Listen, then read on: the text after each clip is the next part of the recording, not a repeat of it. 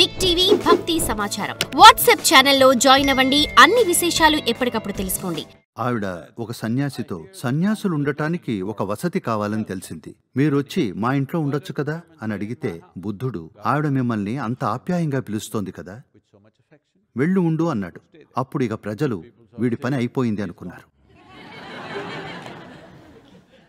గౌతమ బుద్ధుడు తన శిష్యగణంతో నిరంతరం ప్రయాణాలు చేస్తున్నప్పుడు ఒక నియమం పెట్టారు. ఏ సన్యాసైనా సరే వానాకాలంలో మాత్రం ఆ 2.5 నెలలు ఒక చోట ఉండొచ్చు. కానీ ఇతర సమయాల్లో ఆయనతో ఉన్న సన్యాసులకు నియమం ఏమిటంటే వారు ఎవరి ఇంట్లోనూ 2 రోజుల కంటే ఎక్కువ ఉండకూడదు. సాధారణంగా సన్యాసులు ఎందరో ఇళ్లలో ఉంటూ ఉంటారు కాబట్టి ఒక ఇంట్లో ఒక సన్యాసి 2 రాత్రుల కంటే ఎక్కువ గడపకూడదు అనేది నిబంధన. కారణం ఏమిటంటే ఆ ఇంటి యజమానికి వీరిని చూసుకోవటం ఒక భారంగా మారుతుంది అని ఆయన ఉద్దేశం. వారు 10 మంది సన్యాసులకు ఆతిథ్యం ఇస్తున్నప్పుడు రోజుల తరబడి ఒకే చోట ఉండకూడదు. వాళ్ళు కేవలం 2 రోజులే ఉండాలి, అసలు ఒక రోజే ఉండాలి. కానీ ఎంతో దూరం ప్రయాణం చేసి ఉంటారు కాబట్టి సేద తీరటానికి మరో రోజు అంతే. కానీ వానాకాలంలో ఒక చోట ఉండొచ్చు అనే సడలింపు ఉంది వారికి. ఎందుకంటే వానాకాలంలో ఆ అడవుల్లో ప్రయాణం చేయటం ఎంతో కష్టమే కాదు, ప్రాణాంతకమైన విషయం కాబట్టి. During the monsoon season would be treacherous and many would lose their lives. అలాంటి సమయంలో వాళ్ళు ఒక పట్టణానికి వచ్చి వేర్వేరు ఇళ్లల్లో బస చేస్తారు. సన్యాసులు ఇంటింటికి వెళ్ళి భిక్షాటన చేస్తున్న సమయంలో ఆనంద తీర్థుడనే ఒక సన్యాసి భిక్షాటనకు అక్కడ ఉన్న ఒక పడుపు వృత్తి చేసుకునే ఆవిడ ఇంటికి వెళ్ళారు. ఆవిడ భిక్ష వేసి తెల్లగా పొడుగ్గా ఉన్న ఆ యువకుణ్ణి చూసి, మీ సన్యాసులు ఉండటానికి చోటు కావాలని తెలిసింది, మీరు మా ఇంట్లో ఎందుకు ఉండకూడదు అని అడిగింది. అప్పుడు ఆనందుడు, నాకు ఏ అభ్యంతరం లేదు, కానీ నేను ఇక్కడ ఉండాలంటే మా గురువు బుద్ధుడిని అడగాలి అన్నాడు. అప్పుడు ఆవిడ కవ్వింపుగా, ఓహో, మీ గురువుని అడిగి చెప్పాలా, అయితే అడిగి రండి, ఏమంటారో అంది. అప్పుడు ఆనందుడు ఆ రోజున సంపాదించిన భిక్షని తెచ్చి బుద్ధుడికిచ్చాడు. గౌతముడి పాదాల దగ్గర ఉంచాడు. అందరూ తమ ఆహారం వసతి చూసుకోవాలి. ఆనందుడు ఇలా ఒక ఆవిడ తనను రమ్మని పిలిచినట్టు చెప్పాడు. నేను వెళ్ళి ఉండొచ్చా అని అడిగాడు. అప్పుడు గౌతముడు ఆవిడంత ఆప్యాయంగా పిలిస్తే వెళ్ళు అన్నాడు. అప్పుడు అక్కడున్న వారంతా, ఏమిటి, ఒక సన్యాసి ఒక వెలయాలి ఇంటికి వెళ్ళి ఉంటాడా, అయిపోయింది పో అన్నారు. ఈ ఆధ్యాత్మికత మొత్తం పాడైపోయింది అన్నారు. అప్పుడు గౌతముడు అన్నాడు, మీరు ఎందుకంత చింతిస్తున్నారు, ఆవిడే కదా రమ్మంటున్నారు, అతన్ని వెళ్ళనివ్వండి, ఏమిటి సమస్య అన్నాడు. ఊరి జనం అంతా లేచి అరవటం మొదలెట్టారు. అప్పుడు గౌతముడు, ఆగండి, నేను ఈ ఆధ్యాత్మిక మార్గంలో ఉండటానికి కారణం ఇదే జీవించటానికి అత్యంత శక్తివంతమైన మార్గం అని నేను నమ్మటం వల్లే. ఇప్పుడు మీరొచ్చి నా మార్గం కన్నా ఆవిడ మార్గం ఇంకా గొప్పదని అంటున్నారు.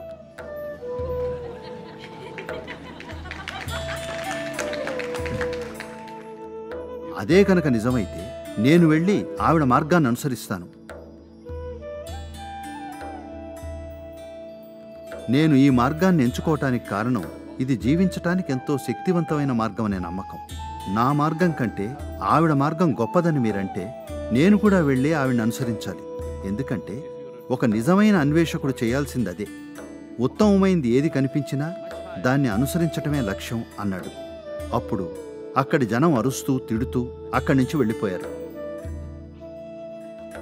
ఇక ఆనందుడు వెళ్ళి ఆవిడ ఇంట్లో బస చేశాడు. అది వర్షాకాలం కావటంతో పల్చటి దీక్షా వస్త్రాలు కట్టుకున్న ఆనందుడికి కప్పుకోవటానికి వెచ్చటి వస్త్రం ఇచ్చారు ఆవిడ. అది కప్పుకున్న ఆనందుడిని చూసి అందరూ చూశారా, పడిపోయాడు అనుకున్నారు. ఆవిడ చక్కని వంట చేసి పెట్టింది. ఆయన భోజనం చేశాడు. ఆ సాయంకాలం ఆవిడ నృత్యం చేసింది ఆయన కోసం. ఆయన ఎంతో శ్రద్ధతో చూశాడు. ఊరి జనం సంగీతం నృత్యం వినిపించగానే మళ్ళీ అనుకున్నారు అంతా అయిపోయింది అని. అలా సమయం గడిచింది. వాన వెలిసింది. ఆ సన్యాసి ఇక వెళ్లే సమయం వచ్చేటప్పటికి గౌతమ బుద్ధుడి దగ్గరికి ఆనందుడితో పాటు మరో సన్యాసిని కూడా వచ్చింది.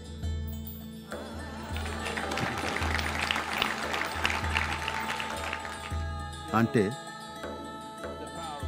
సత్యమార్గంలోని శక్తి ఎప్పటినుంచో ఉంది, కానీ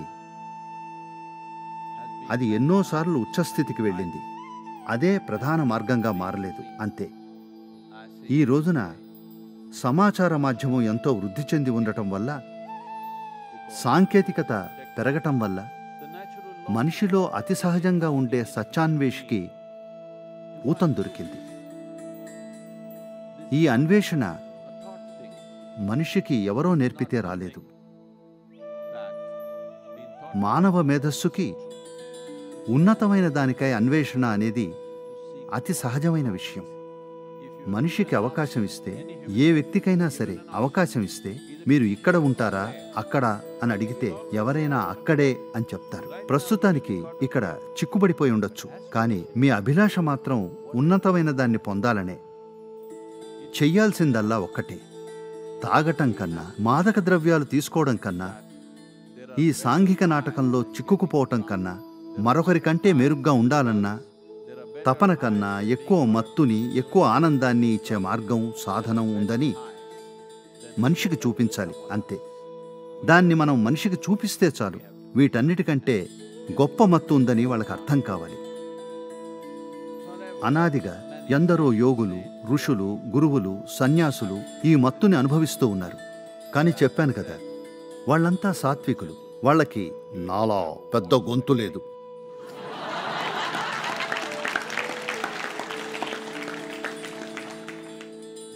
అప్పుడు వాళ్ళకి మైకులు లేవు. ఎక్కడో ఉన్న వాళ్లతో మాట్లాడే సాధనాలు వాళ్ళ దగ్గర లేవు. దగ్గరున్న వారితోనే మాట్లాడగలిగేవారు. They could only speak to people here. అలాంటి పరిస్థితుల్లో కూడా వాళ్ళు ఎన్నో అద్భుతాలు చేశారు. వాళ్ళు ఉన్న సమయంతో పోలిస్తే వారు ఎన్నో అద్భుతాలు చేశారని అనాలి. కేవలం శక్తితో, అపారమైన అనుగ్రహంతో వారు అవన్నీ చేశారు. వాళ్ళ చుట్టుపక్కల ఉన్న లక్షల జీవితాల్లో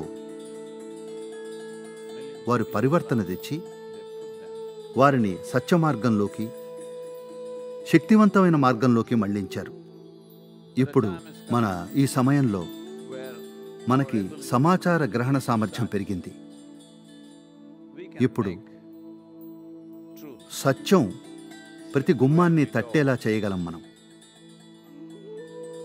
సత్యం ప్రతి మనిషి హృదయాన్ని, బుద్ధిని తాకేలా చేయగలం. మునుపెన్నడూ ఇది సాధ్యపడలేదు. సాంకేతికత మనని ఈ స్థానంలో నిలబెట్టింది.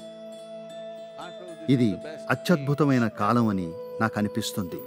సత్యాన్ని ప్రధాన మార్గంగా చేసుకోవటానికి, సత్యవంతంగా ఉండటానికి, సత్యాన్ని కాంక్షించటానికి, దాన్ని అన్వేషించటానికి, దాని ప్రాధాన్యత ఉచ్చస్థాయిలో ఉంచటానికి మనకి సాధనాలున్నాయి.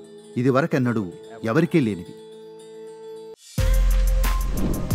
For more videos like this, subscribe Big TV channel.